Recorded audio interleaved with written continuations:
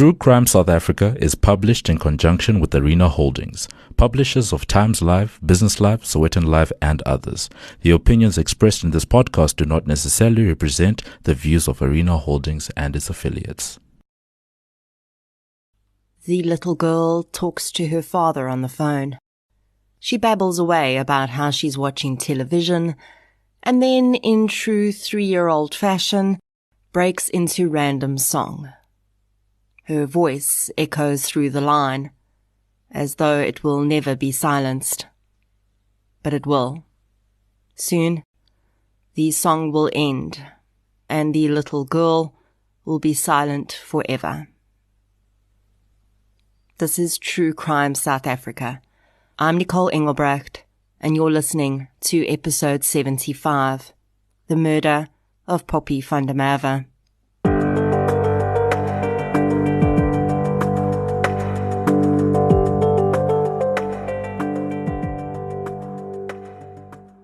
Before we get into today's episode, I'd like to thank our new supporters for the week. A huge thank you goes out to Magda, Diana, Phoenix, Suvera Ramdani, Elmarie Jacobs, Simone Sterenberg, Mfuneko, Zas van Heerden, Erin Worthington, Pashi, Josanne Buerta, Mario Lees, Tanya Rowe, Judy, Elias Cashby, Ashley Scott, Lynette van Heerden, Kestrel Poison Pink Lemon, Lorna Bagnall, and Anine Visser for your support on Patreon. Thank you so much, everyone. Your support really does make a huge difference. If you'd like to support the show on Patreon or PayPal, I'll leave a link in the show notes. If you like discounts, who doesn't? Head over to King Online for your health and beauty needs or Print Crowd for all your printing requirements and use the code TCSA10 at checkout for a 10% discount and support the show at the same time. Other forms of support that make a big difference include following the show on social media, inviting your friends, family, postman, hairdresser, and parole officer to listen, and leaving reviews on the podcast platform you use to listen. True Crime South Africa is, of course, my main podcast baby, but I've also hosted the Devil's Dorp Companion podcast, and in 2022, you could possibly see some more podcast projects popping up in your feed from me. You can follow my Facebook page to get updates on those new projects. Today's episode is going to be a tough one. But you likely would have known that just from reading the title, if you're familiar with the case. If you've never heard of this case, then I will tell you up front that it involves the abuse and murder of a child. I know that not everyone can listen to these cases, so if this content is going to be too difficult for you, please press stop now, and I'll chat to you next week. If you are able to continue listening, I'd like you to know that these cases are just as difficult for me to talk about as they are for you to listen to. But as I've said before, if I find something difficult to research and talk about, then it's very likely a story that needs to be told. I will provide warnings before I get into the injuries that lead to the child's death, but be warned that there are descriptions of abuse throughout the episode which are sadly unavoidable. Research for this episode comes from media articles, as well as records of live reporting that took place from the courtroom during the trial. So let's get into episode 75, The Murder of Poppie van der Merwe. The following episode may contain sensitive material, including descriptions of violence, sexual assault, or graphic descriptions of injuries to victims. If you feel you may be triggered by such material, please consider this before accessing our content. To access trauma counseling or services, please see the helpline information on our show notes. Poppie, whose real name was Louisa Cornelia Susanna van der Merwe, would only live for 3 years. But her story, and everything that led up to her death, starts long before that. It starts, perhaps in large part, with another Louisa Cornelia Susanna, her mother, whose own childhood, it would be alleged, was less than ideal. Louisa was one of 3 children born to her mother, Susanne. Louisa and her 2 brothers stayed with their mother when Susanne's marriage to their father ended, and soon she would remarry. It would be this stepfather, Louisa would claim, that would abuse her both physically and sexually while he was married to her mother. A social worker would later say that this early victimization of Louisa paved the way for the way that many of her relationships would play out throughout her adult life. Louisa married her first husband, Freddie Else, when she was in her early 20s. The couple would have a son, Yaku, and a daughter, Marlies, together before their marriage ended. I will say that Louisa would allege that this relationship was abusive, but there is no further information about this in the public domain. After divorcing Freddie, Louisa met and married Christo van der Merwe. She would give birth to a son with Christo soon after meeting him. The child remains unnamed for his own protection. Then, toward what would be the end of this relationship, Louisa gave birth to a little girl, who she named after herself. The child's doll-like appearance would earn her the nickname Poppie, which stuck throughout her life and beyond. Louisa would later say that her marriage to Christo had also been abusive, a claim that Christo denies. Despite this, though, toward the end of 2014, Louisa obtained a restraining order against Christo, which protected her and her children from her previous marriage from contact with him. She started divorce proceedings against him and left the home they lived in.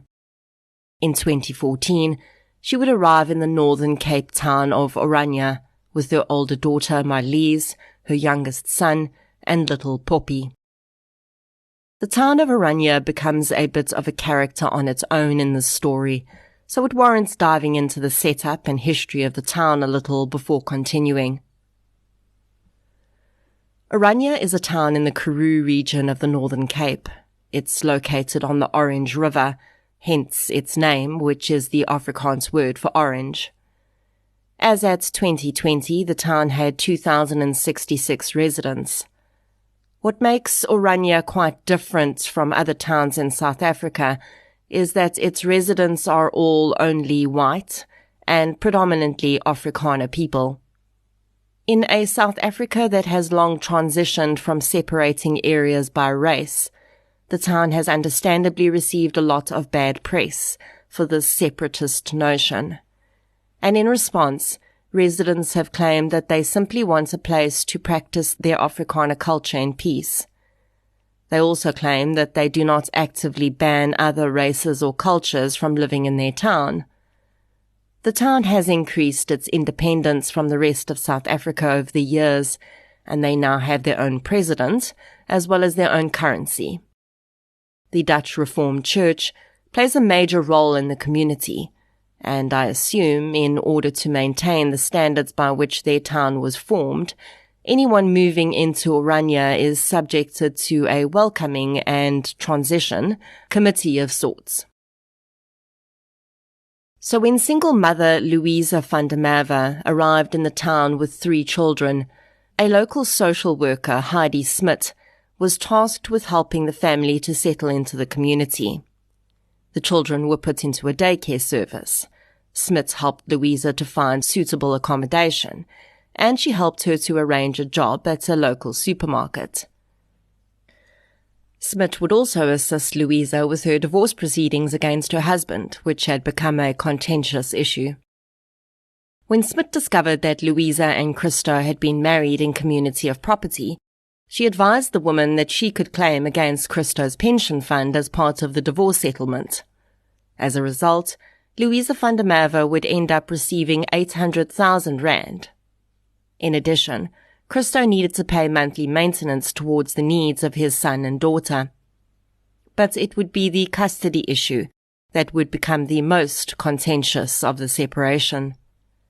The restraining order that Louisa had against Christo meant that the magistrate handling their custody negotiations was hesitant to allow equal custody, and while this was being battled out in court, Christo was only allowed occasional supervised visits with his children. He would see them 3 times in 2 years. The children were allowed to visit their grandparents, Christo's parents, and he was entitled to phone calls with the children every Sunday. I assume, as part of building his own case, Christo would record all of these phone calls with his children. Later, some of these recordings would make it into the public domain, and what at the time was just a very normal conversation between father and daughter would take on a chilling slant. Smit would say that her initial observations of the Van der Merwe family was that the children seemed relatively normal for their ages, although the little boy occasionally had emotional meltdowns. Poppie was still very little at this stage, and according to Smit, she noticed nothing strange about the child in these early days in Oranje.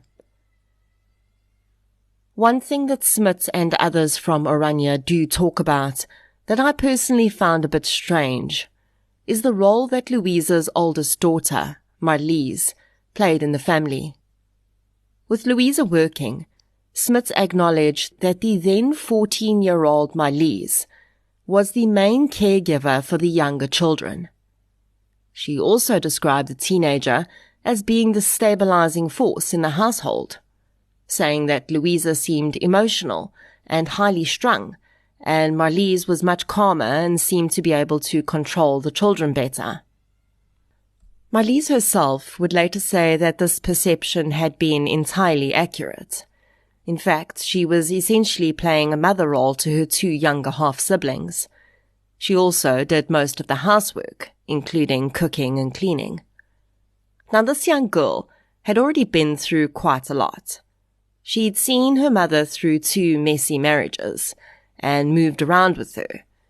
So I guess it stands to reason that she would be more mature than her peers.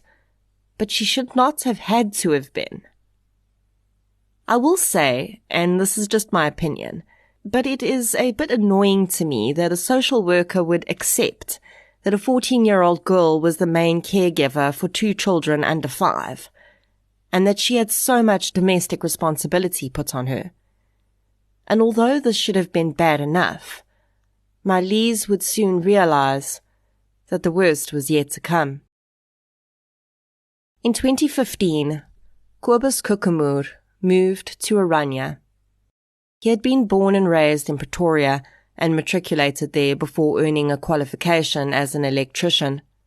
He worked as a chef in the army for a while at one stage. Kobus Kokemoer had a rather patchy past with relationships too. He had been married twice, with his first marriage ending after the birth of 1 child.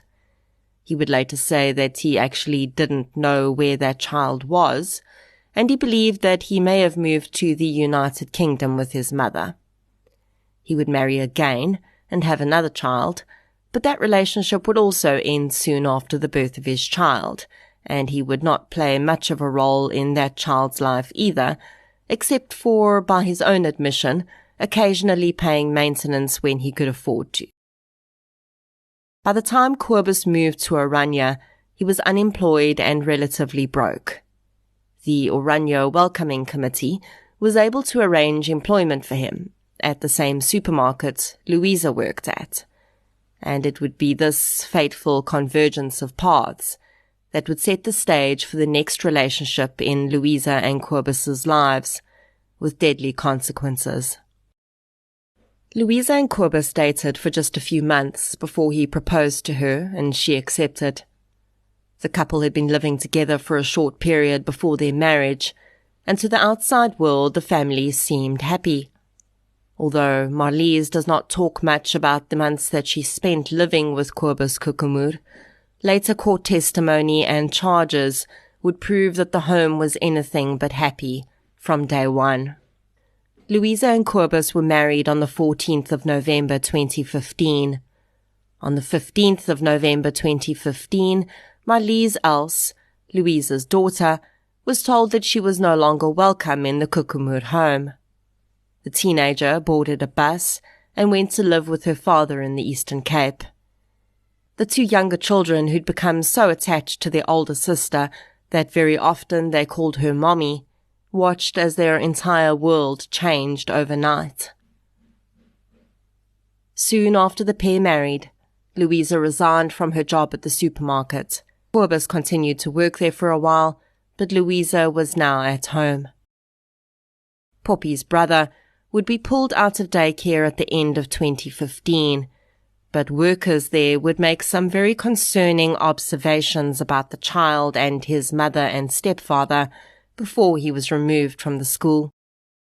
One teacher at the school said that when Cobus and Louisa came to collect the child in the afternoon, he would often run and hide in the toilet. Cobus and Louisa had told the teacher that she would need to watch the boy because he was prone to aggressive outbursts. The teacher, however, didn't see any aggression from the boy. Rather, she described him as sweet and loving. When she conveyed to the couple that his behavior seemed quite different from what they described, Cobus asked whether the child might be being drugged at the school, because he was definitely not like that at home. The boy also often came to school in clothing that didn't seem to belong to him. On many occasions in the heat of summer, he wore a large, thick jacket to school. When the teacher asked if she could take it off for him because he must be hot, the boy refused and said he would get into trouble with his mother and Cobus if he took it off. Now, in hindsight, we can only wonder what the jacket was hiding. The boy was taken out of the daycare soon after some of these incidents occurred.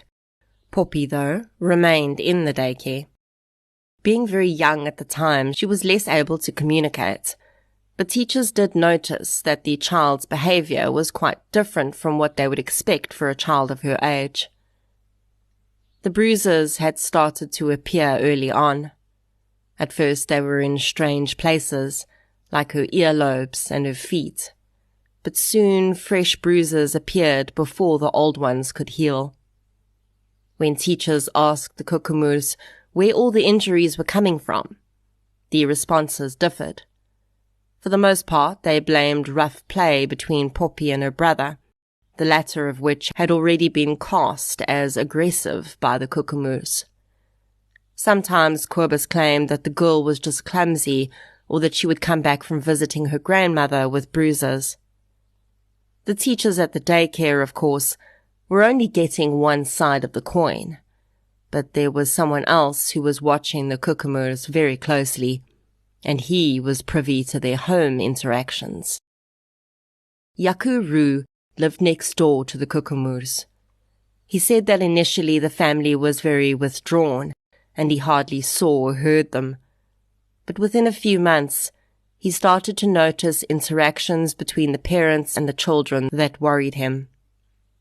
The screaming he heard at night was, in his opinion, more than a normal family interaction. He would often hear Louisa screaming at the children for having messed in the bed. He also noticed that the children were increasingly injured. On one occasion, he witnessed Cobus Kokomur spraying the children with a hose pipe as punishment and making them stand naked in the yard to dry. This occurred, Ru says, on one of the coldest days in winter. One night, Ru heard a lot of screaming going on next door and could make out that Poppie had had an accident in the bed. He heard a resounding crash, and a few days later, he saw the 3-year-old with a cast on her leg. When Ru asked Louisa what had happened, she said that the girl had fallen. The man noticed that while the girl had the cast on her leg, her parents offered her no assistance in day-to-day activities. She was made to carry her own suitcase and get in and out of Cobus's large bakkie by herself. Ru also said that he had regularly heard Louisa instructing Cobus to discipline the children. Ru could not get these incidents out of his mind, and in 2016, he reported his concerns to the local social services office. Heidi Smith, who was already familiar with the Kukumur family, was tasked with investigating the allegations of abuse. Smith, though, was a regular at the daycare centre that the children attended, and she was already well aware that questions were being asked by others besides Roo. As a result, the Kukumurs were called in for a meeting. Of course, all allegations of abuse were denied, but Smith explained that she would like to take a few steps to ensure the safety of the children. This included weekly doctor's visits during which the children's physical condition, including any injuries, would be documented. She also wanted the Kukumurs to attend counselling sessions. The doctor that was responsible for assessing the children weekly would later admit that when she had seen some bruises on Poppie, she'd asked the child what had happened, and the little girl had only been able to say, "They hurt me." But because the 3-year-old child could not identify who they were, the doctor did not conclude that abuse was occurring.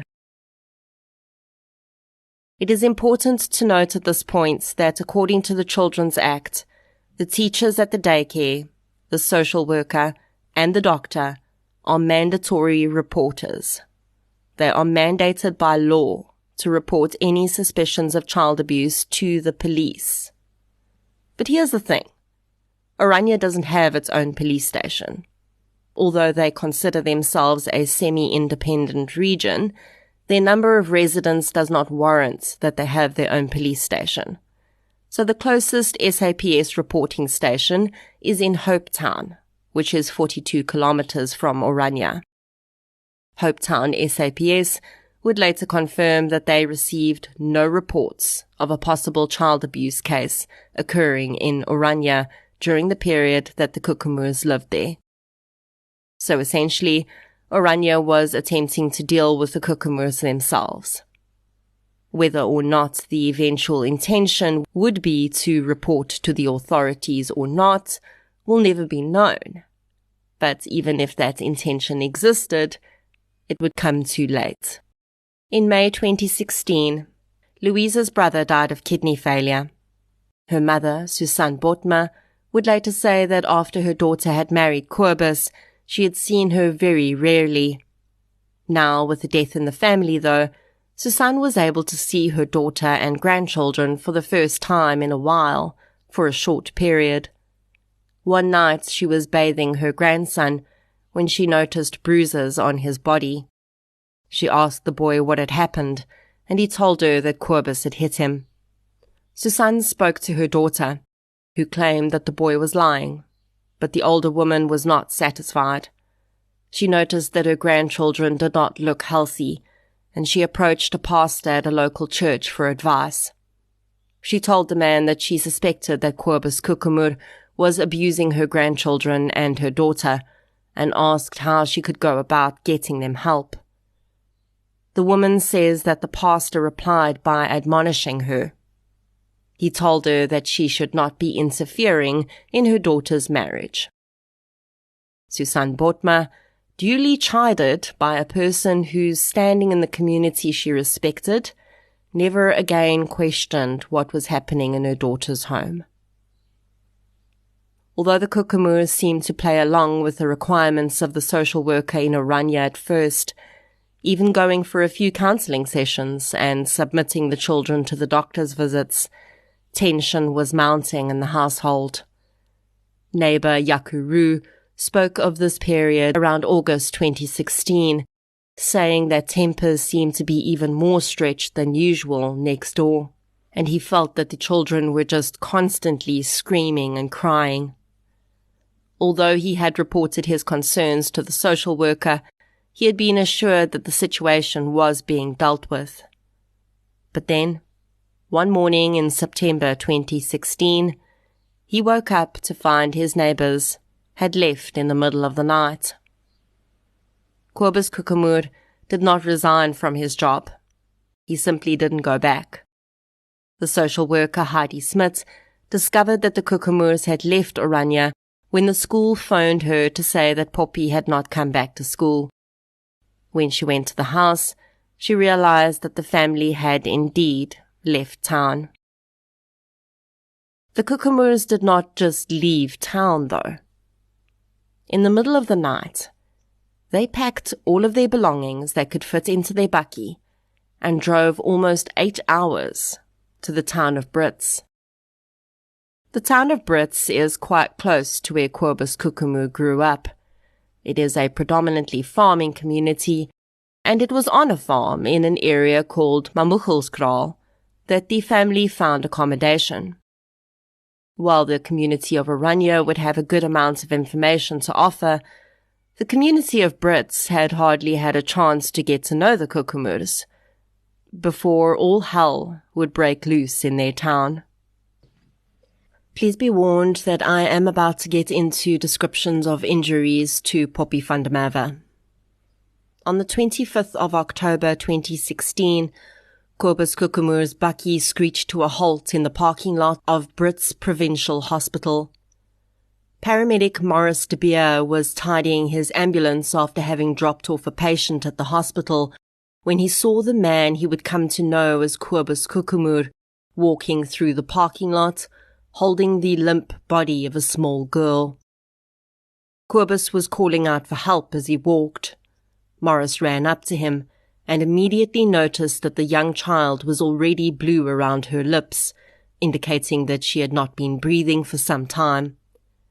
Maurice grabbed the child from Kokomoor's arms and told him to follow, which he did with Louisa and her 5-year-old son in tow.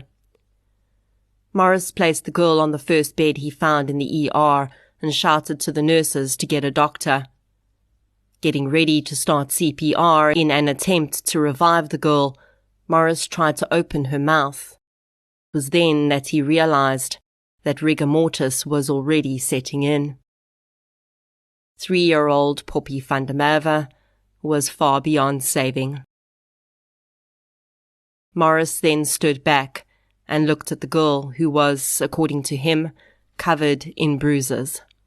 He asked Kokomoor where Poppie had gotten the bruises from, and the man said she'd fallen around in the bakkie on the way there. By this point, Dr. Richard Gumba arrived at Poppie's bedside, and as Maurice had, attempted to see if there was anything that could be done for her. As the family stood back, Maurice noticed the 5-year-old boy standing in the corner, ashen-faced. He approached the boy, bending down to look him in the eye, and asked what had happened to his sister. The little boy avoided eye contact, but his words were clear. Poppie didn't want to eat her food. Dr. Gumbo was shocked at the tiny body he saw in front of him. Although clearly beyond saving, the condition of the child was extremely concerning. A very large bruise and swelling on Poppie's forehead seemed to point to a head injury. The girl only had a pair of panties on when she was brought in, and the doctor would later say that there was almost no part of her body that was not blue. The Kokomoors insisted that most of the bruises had occurred on the drive to the hospital. Gumbo was not falling for it. He took the family into his office and told them he was calling the police.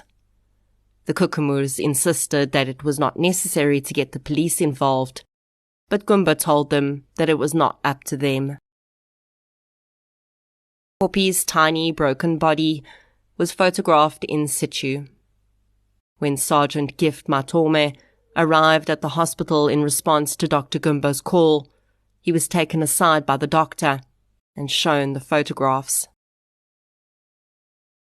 The seasoned police officer, who had a 13-month-old daughter himself, could not control the tears that flowed down his face. He had never seen a 3-year-old child look so utterly broken in his entire career. Composing himself, Matome asked to be taken to the parents. Matome went on to interview both Louisa and Cobus separately at the hospital. Cobus told the officer that Poppie had been watching television when she had suddenly collapsed and stopped breathing. For the most part, Louisa told the same story, but when pressed about the huge welt on her daughter's forehead, She admitted that Kobus had hit the child's head against a cupboard the day before.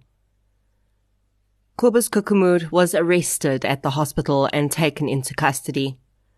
Louisa was allowed to go home with her son. She would claim that she'd been so isolated during her marriage that she did not even know how to get home, and she'd had to phone her landlord to give her directions. This would only be the start of Louisa's eventual allegation against her husband. The isolation, she says, started immediately after they'd been married. She wasn't allowed to make phone calls, and if she took any, it had to be on speakerphone so that Kobus could hear. When the news broke that a 3-year-old girl had died and her stepfather had been arrested in connection with her death, South Africa was wrapped in horror. For a long time, the haunting image of the blonde-haired, blue-eyed girl would stare out at readers from screens and newspapers, and people started to get angry, very angry. The death threats against Kobus Kokomoor started almost immediately after his arrest. The anger directed towards Louisa would take a little longer to evolve, but as soon as it became clear that this had not been a one-off event and that the abuse had occurred over the course of many months, Louisa too was in the firing line. In November 2016, Kobus Kokomoor was denied bail. Inside the court, officers had to remove several members of the public who shouted threats at the man. In the meantime, Marlies Els had received the horrifying news that her little sister was dead. She would later relay how guilty she'd felt at that moment. She remembered how Poppie would occasionally slip and call her mommy. And when she discovered the horrendous way that her sister had died, she thought that if she were her mommy, at least she wouldn't be dead. Sergeant Matoma was not entirely convinced that Louisa Kokomoor was free from blame, but he decided to wait for the autopsy results before taking further action. On the 4th of November, Poppie van der Merwe was laid to rest. While the funeral was undoubtedly emotional, it was Louisa's appearance that really got tongues wagging. The woman's face was black and blue, and she had clearly been badly beaten. It would emerge that a woman posing as a police officer had arrived at Louisa Kokomoor's home in the days after Poppie's death. She'd convinced Louisa that she needed to go with her for questioning, and Louisa had complied. Instead of going to the police station, though, Louisa says she was taken to an isolated piece of land and beaten up. During the beating, the woman told Louisa that she needed to tell the truth about what had happened to Poppie. Shortly after Poppie's funeral, her brother was taken into the custody of social services. He could not be placed with his biological father because of the restraining order against the man, but he was placed with an unnamed member of the family. In December 2016, Sergeant Matome received the results from Poppie's autopsy. Dr. Gert Simon said in his report that Poppie had died from one or more blows to the head. He could not discount the possibility that the child had been kicked or that her head had been smashed into a solid surface. This was not all, though. Dr. Simon noted that there were numerous other injuries in various stages of healing on the girl's body. There was no doubt that the child had been a victim of sustained and deliberate physical abuse over a long period of time. This was all that Sergeant Matoma needed. On the 16th of December, he arrived at Louisa's home.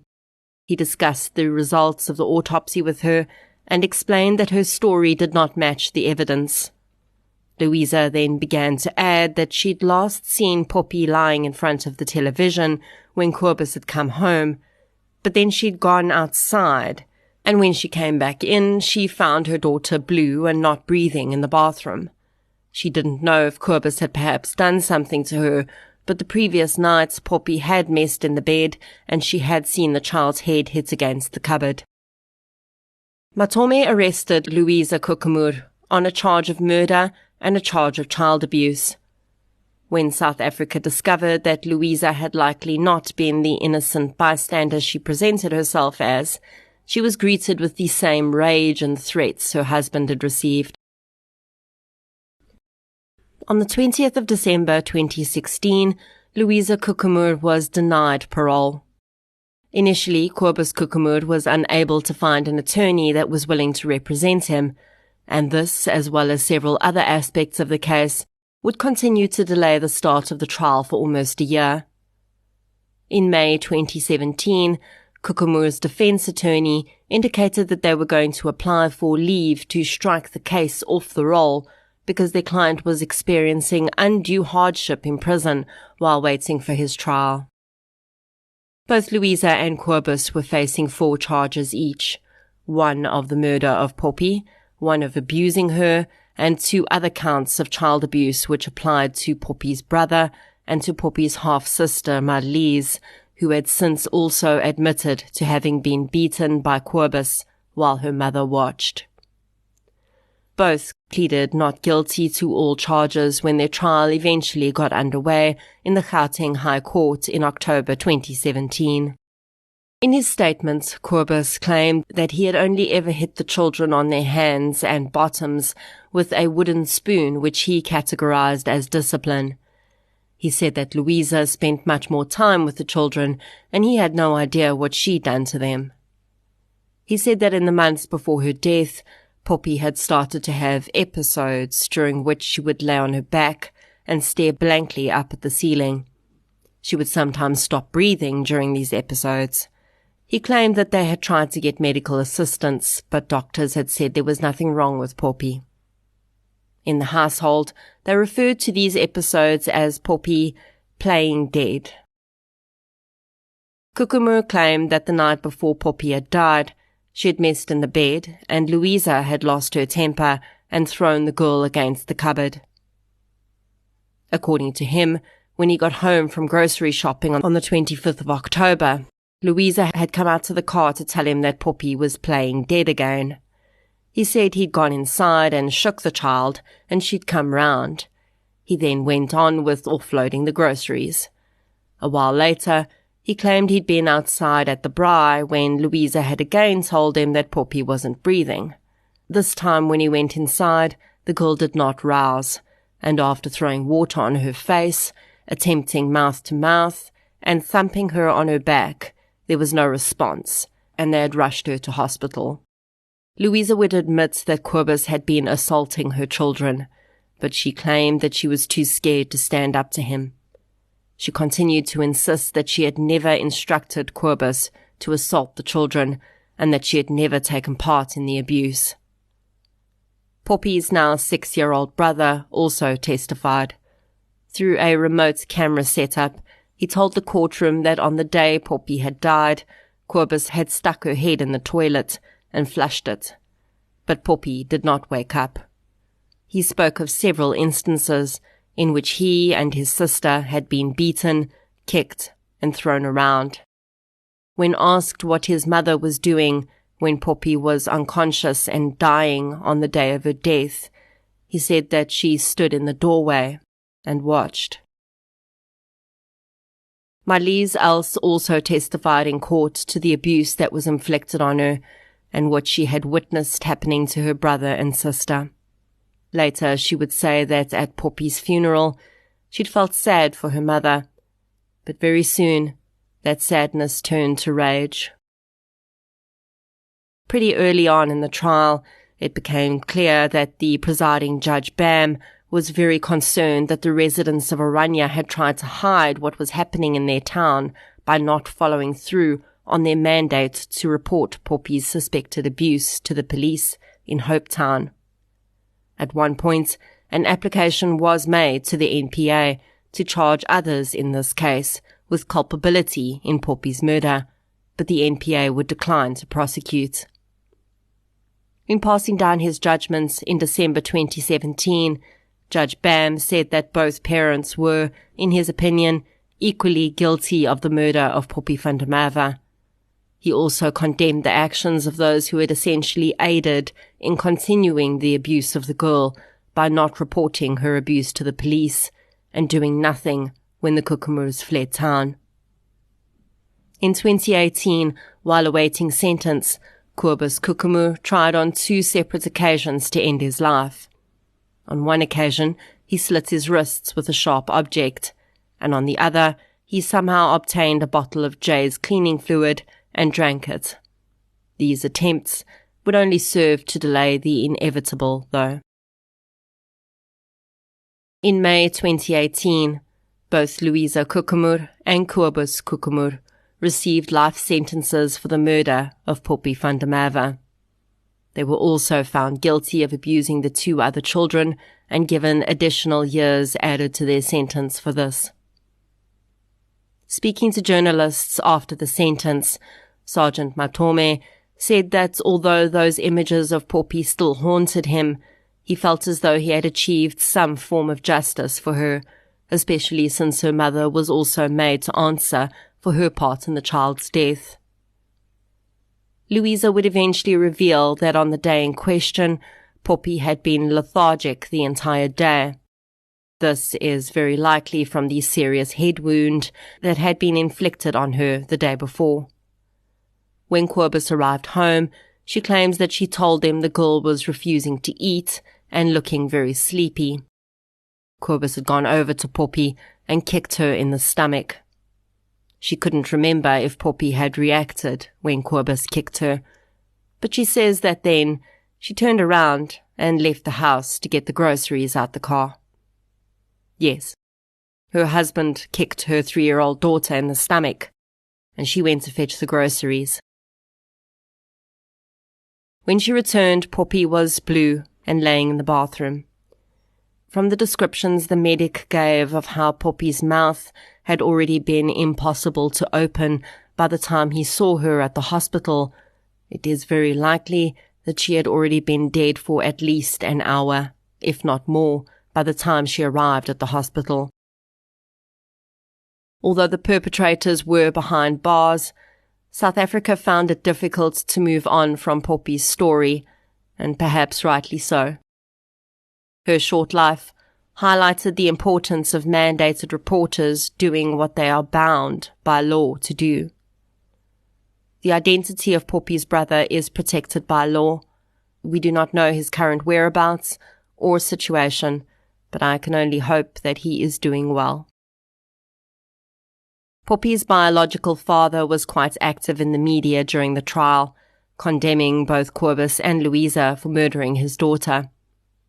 In 2019, it emerged that he was being sought by police on charges of domestic violence after he allegedly assaulted his new wife. The woman who spoke to the media told journalists that during Poppie's trial, there had been several days when she couldn't attend because she alleges her husband had beaten her so badly that she couldn't see. Van der Merwe denies all of these allegations. If you've been able to listen this far, then you are likely waiting for my summation of the horrendousness of the actions of these 2 people. For me to condemn the consistently violent Kobus Kukumur and vilify Louisa Kukumur for allowing her daughter to be murdered and whatever role she played in addition. Well, I'm not going to. Because honestly, I don't even want to waste another single breath on these people.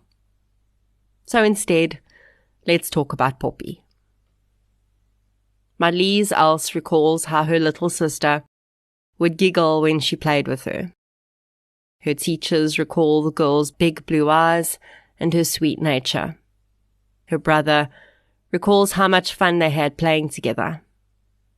She only had 3 years, but her face is burned into the memory of thousands. In hearing the details of Poppie van der Merwe's death, South African singer Stephen Versace wrote a song in her honor. And it is with these words that I would like to end this episode. You're the new star in the sky tonight. Your name was called and you had to go. You're free. This world was too cruel for someone like you. One last hurt, but now it's over. In your eyes, was the pain of 1,000 years. And what the world owes you, we will never be able to repay. One last tear rolled down your cheek. You are free. Play in the clouds, on the back of rainbows. It was winter where you were, but now there's only sun. You are free. Rest gently, Poppie.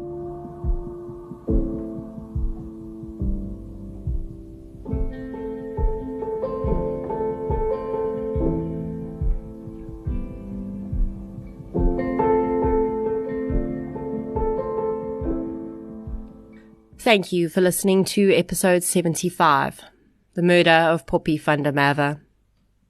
If you enjoyed this episode, please be sure to subscribe to the show on the platform you're using to listen right now. You can also follow us on social media. We're on Facebook, Twitter, and Instagram. I'll be back next Friday with another episode. Until then, as always, thank you for your support, and I'll chat to you soon.